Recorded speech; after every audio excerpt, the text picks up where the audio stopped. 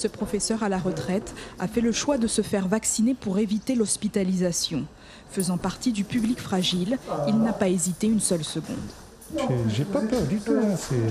On me pose la question. Il y en a qui disent « Ah, si on se fait vacciner, on meurt ». Mais ils n'ont jamais été à l'école en plus. Ils ne savent pas ce que c'est que la science, ni rien du tout, ni médecine, ni rien. Et puis ils parlent de choses qu'ils ne connaissent pas. Au contraire, il y a des médecins, il y a des chercheurs. Pourquoi avoir peur ?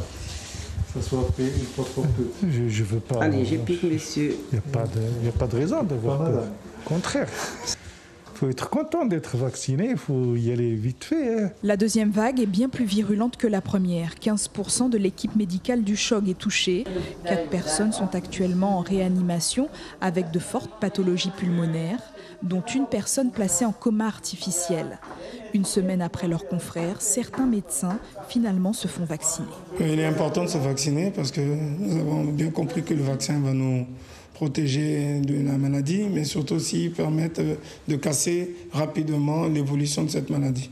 Je profite de votre micro pour interpeller tout le monde à pouvoir se vacciner, ceux qui ont en tout cas les indications pour qu'on puisse aider l'hôpital de Saint-Laurent qui commence à déborder de patients qui ont le Covid. Le CHOG ne dispose pas d'un congélateur pouvant maintenir les vaccins à moins 80 degrés.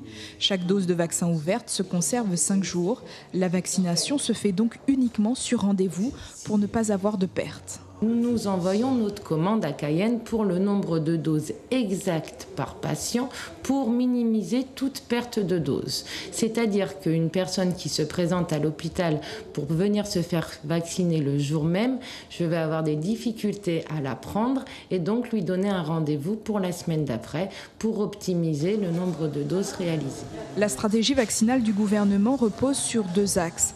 Faire baisser la mortalité et les formes graves de la maladie, protéger les soignants et le système de soins. Depuis une semaine, une vingtaine de cas positifs sont relevés chaque jour dans l'ouest guyanais.